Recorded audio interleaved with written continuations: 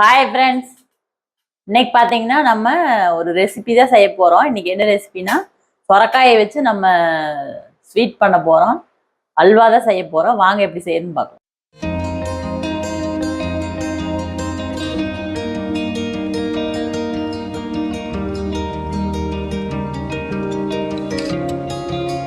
First சொரக்காயை நல்லா தோலெல்லாம் சீவிட்டு இந்த மாதிரி எடுத்து வச்சுட்டு இந்த துருவுறதுல துருவிக்கல அப்படி பொடி பொடியா.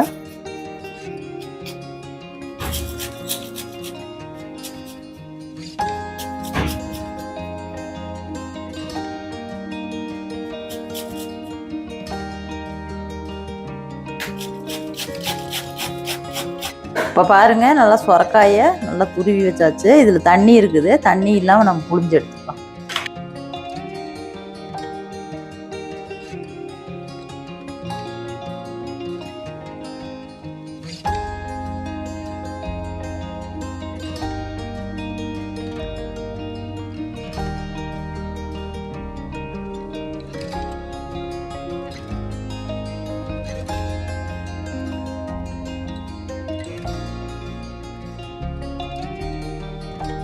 சுத்தமாக வர வரனே பாருங்க, இப்படி புளிஞ்சு எடுத்துடலாம்.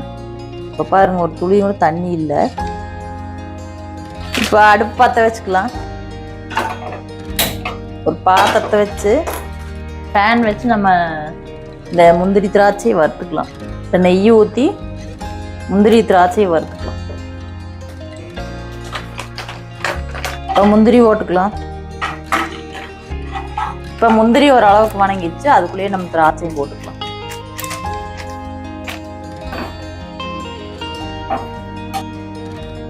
இப்போ முந்திரி திராட்சையுமே எடுத்து இதில் வச்சுக்கலாம். இப்போ இதே நெய்யில் நம்ம இந்த துருவி வச்ச சுரக்காயை போட்டுக்கலாம். சுரக்காய்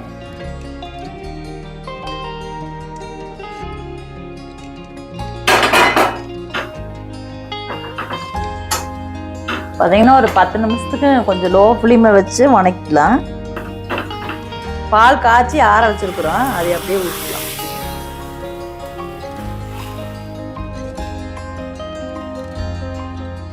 கால் லிட்டர் பால் ஊற்றிக்கிறோம். நம்ம ஆவின் மில்க்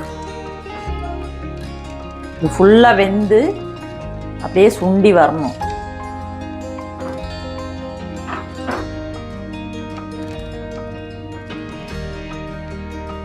இப்போ பாருங்க, நல்லா அப்படியே பாலெல்லாம் சுண்டி நல்லா வத்தி வருது. இப்போ இந்த ஸ்டேஜில் நம்ம சர்க்கரை 1 கப் சேர்த்துருக்குறேன். சர்க்கரை 1 கப் கம்மியாகவே சேர்த்துக்கலாம். கம்மியாக தான் இருக்க மாட்டேங்குது.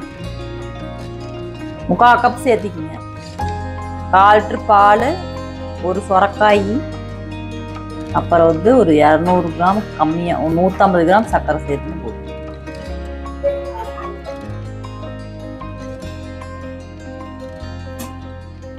நல்லா கைவிடாமல் அப்படியே கிளறி கொடுத்துட்டே இருங்க, கொஞ்சம் கெட்டியாக வரைக்கும், இல்லைன்னா அடி பிடிச்சிடும்.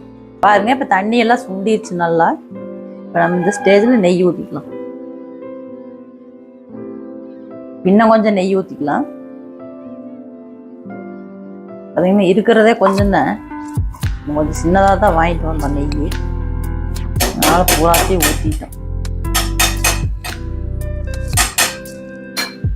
பாருங்க, நம்ம அல்வா நல்லா திரண்டு வருது.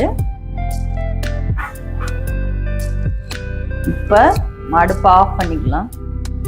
இப்போ முந்திரி திராட்சை போட்டுக்கலாம்.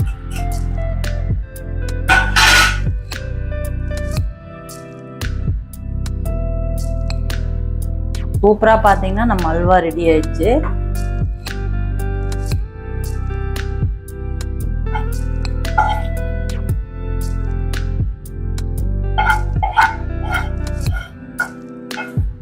சூப்பரான சுரக்காய் அல்வா ரெடி ஆயிடுச்சு.